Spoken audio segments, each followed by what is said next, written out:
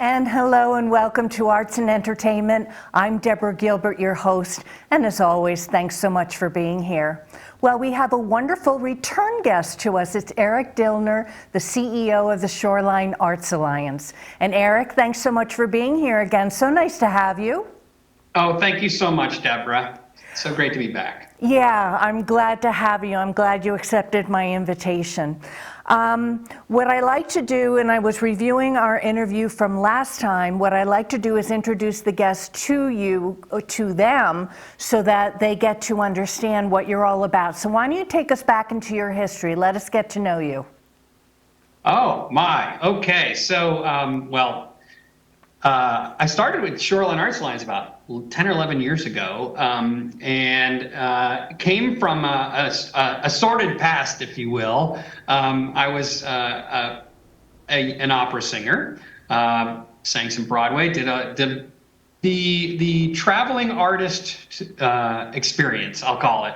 Loved it, had a great opportunity to see the world, perform down at Lincoln Center, do some really wonderful, meet a bunch of wonderful folks. And then this young man came into our life, a child, and my wife and I, who also is a singer and was traveling, we decided we needed to find a little more stable ground for him. And I started to, I ran an opera company for 6-7 years down in Louisiana, and learned so much about the world of I'll say the business side of the arts, and learn, the needs of organizations to actually carry out their tasks of, like, for them, an opera, put on operas.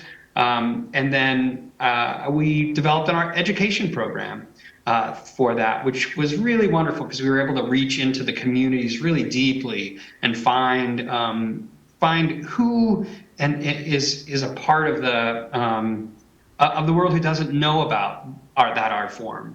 And what's interesting is then I transitioned to a Broadway company and ran a Broadway company for a while, and it's the same. There are people who have grown up with the art and some who just don't know about it. So when I came to Shoreline Arts Alliance, that was kind of my first glance, is to look and say, okay, so Shoreline Arts Alliance, number one, what do we do? What's our goal? And one of our big goals is to help young artists promote themselves, find their way in this world. So what do you need to do that? Yes, money is part of it, but also is mentorship. So we developed I'll say we expanded the scholarship program. This organization's actually been giving high school scholarships for about 40 some odd years now, but we added a mentorship division of that. So what does that mean? It means we find an artist who we think is going to excel in the arts but needs some kind of guidance. So you might think, if it's a painter, we're going to find them another painter. Well, not necessarily. Sometimes we try to help them find a marketing partner, somebody who can help them figure out how to make their business grow once they've painted wonderful work. So I keep mentioning here, I'll say the business side. Myself as an artist, realized how important it was. I was very fortunate that I went to school to be an accountant and really was focusing on the business world, where I watched a lot of my friends who were focused solely on their art form for a long time. So it's actually my path to get here, I'll say, has been really important for the future of this organization, because our goal really is to find a way to develop leadership, develop business acumen, develop all those other skills that really supplement being an artist.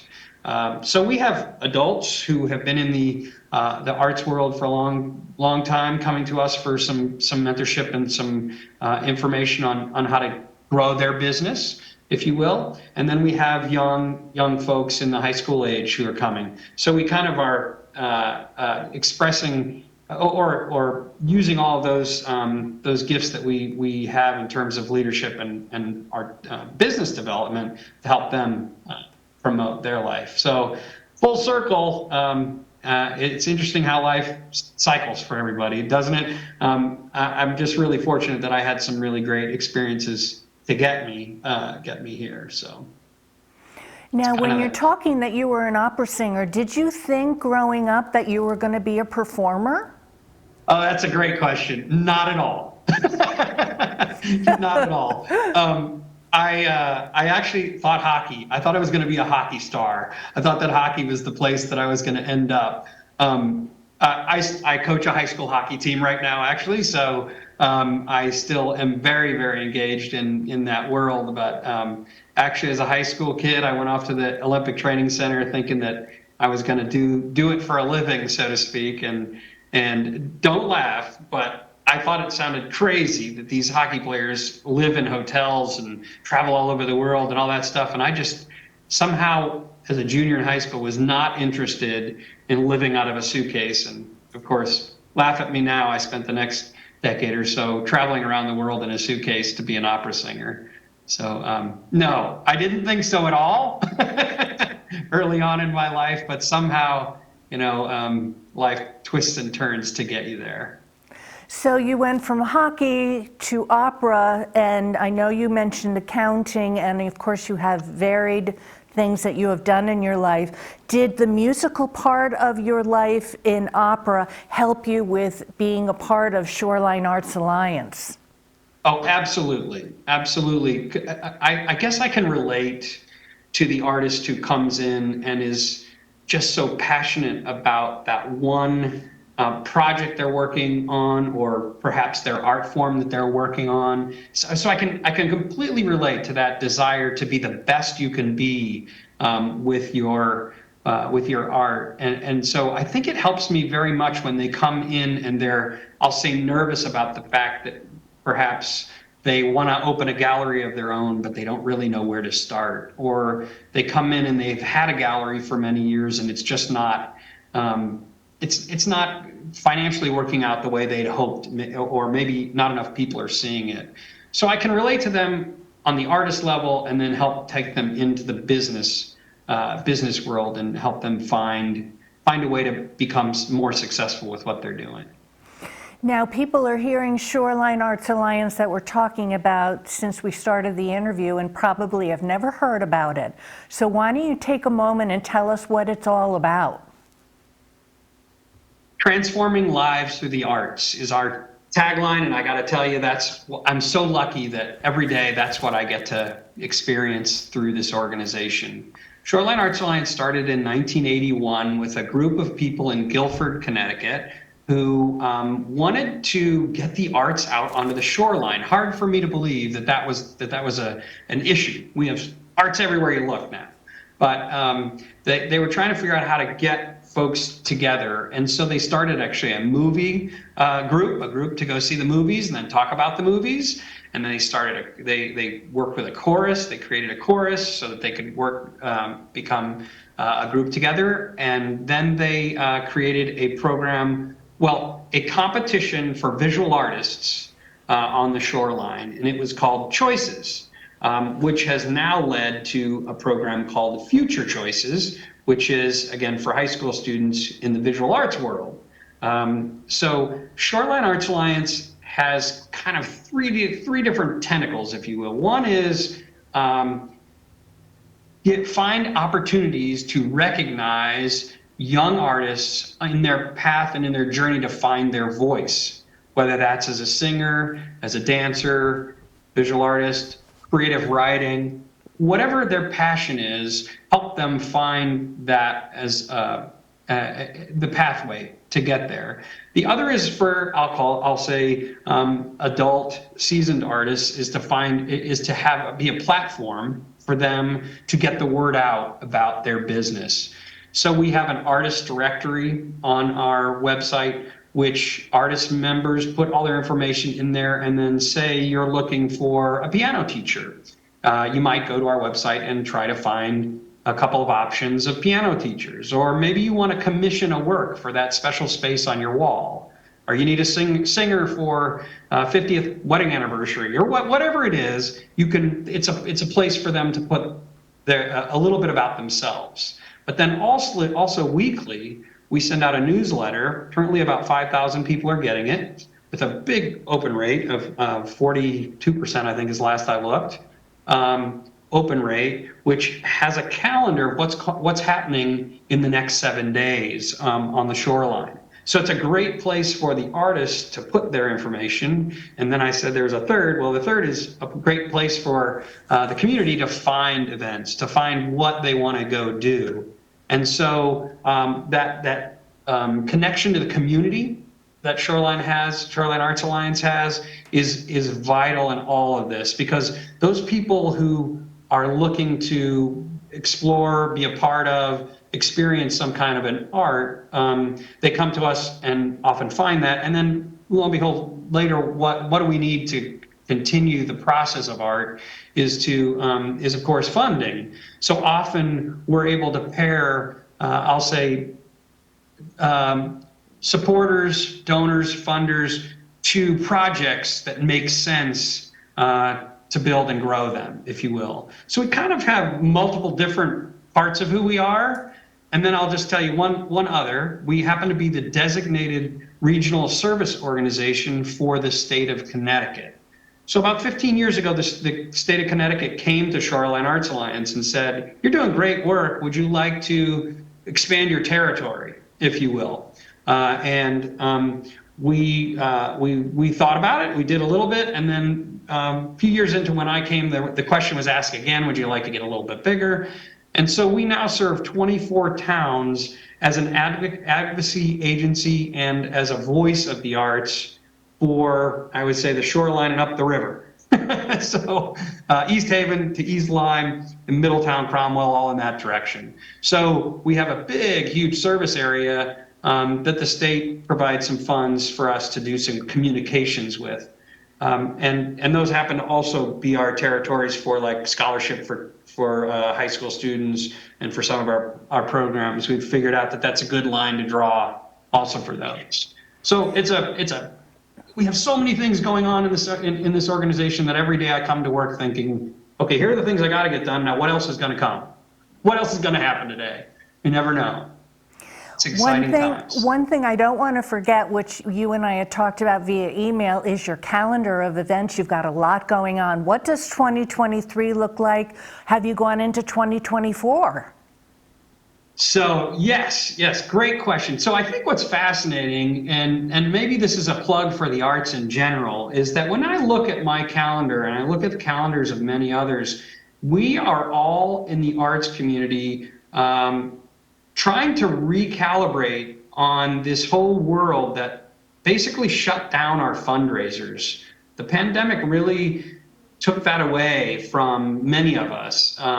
We used to do a Mardi Gras fundraiser that raised $60,000 each year, and we took all that money and turned it right into scholarships. So if you look at calendars, people are still trying to figure out if they want to go to those kinds of events. Yes, I've been to some where there's just, people it works out great. And sometimes it has to do with where those COVID numbers were, right? So our most recent fundraiser, which was actually more to just get people together, a fundraiser, was called Costumes and Cocktails. But something like that, typically outdoors, you lower the price, and we raise $6,000 to $10,000. So it's not a big fundraiser. So what I'm seeing in our calendars is actually more, I'll say, more challenging time of trying to figure out how these arts organizations can ramp back up and have as many events because of the fewer funds that have come their way for the last 2 or 3 years. And Shoreline Arts Alliance is actually in a weird place. We're a service organization, so many of the grants have been targeted on making sure that institutions that had, I'll say, lots of seats, like theaters, et cetera, make sure that those funds go to that kind of thing. And so institutions like us who are serving the community and want to do that, I'll say, for all, and we don't charge for those kinds of services, we're needing to find ways to make sure that those funds come in a post-pandemic world where maybe those big galas are a little less the way to do it, if you will. Okay, well, let's hold that thought. I'm Deborah Gilbert. You are tuned into Arts and Entertainment. We're going to take a break. We'll be right back. time she takes her first breath, 9 billion more tons of carbon pollution will be in the air. When she takes her first steps, wildfires will have burned millions more acres she could have explored. By the time a child born today goes to college, it may be too late to leave them the world we promised. Our window to act on climate change is like watching them grow up. We blink and we miss it.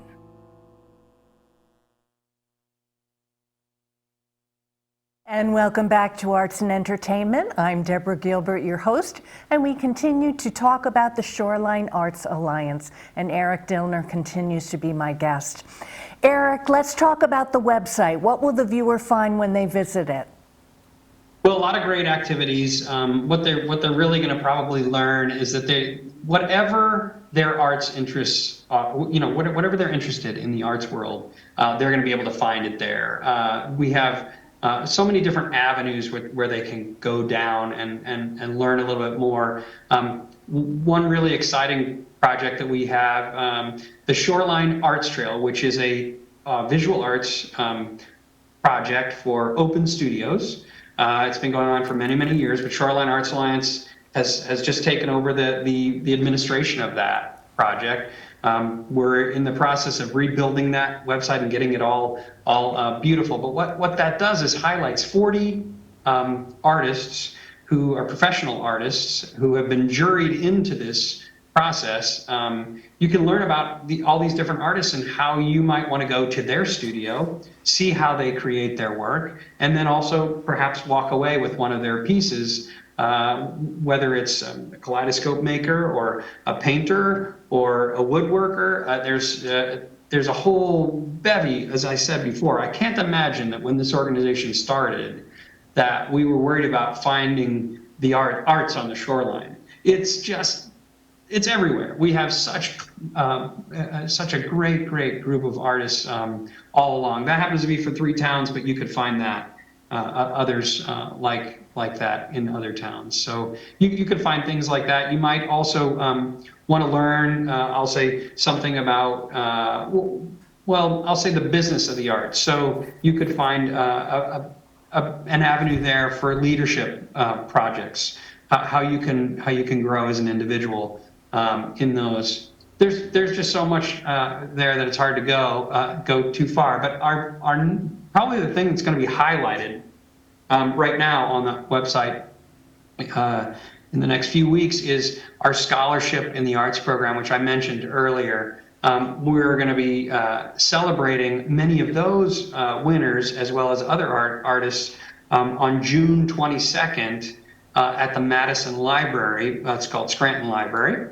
We'll actually be inviting artists of all kinds to show their wares, to demonstrate what work they have done, and all of these artists will be artists who have had the opportunity to get an award from Shoreline Arts Alliance, get some kind of recognition, perhaps a creative writer who's written a children's book that has been published because of our wonderful program called the Tassie Walden Awards, New Voices in Children's Literature. So this project it happens to be at the Madison Library this year, we're calling it the Celebration of the Arts. So it'd be a great opportunity to go there and learn a little bit more about that. But it's a fantastic day. We started it last year. It was kind of our coming out outside from that pandemic thing and getting us all together. And we had about 650 people show up in a 2-hour time at the Scranton Library and just enjoyed the bands that we had there and the visual artists and the poetry reading and all the good things that are going on. We use multiple different spaces there. So I'd encourage you to come to www.shorelinearts.org to experience a lot of the things that are going on in the arts in the community. I have a varied group of individuals of all ages that watches the program. What kind of artists submit themselves to you, and what kind of advice would you give to my viewers as to how they could get involved with your organization? Great question. So what I love is, again, that the variety of artists that become a part of the organization is so broad. I mean, you have the opera singer to the, again, the piano teacher to somebody who's making extraordinary wood products out of wood that you could use in your kitchen or that you could put up on a beautiful pedestal.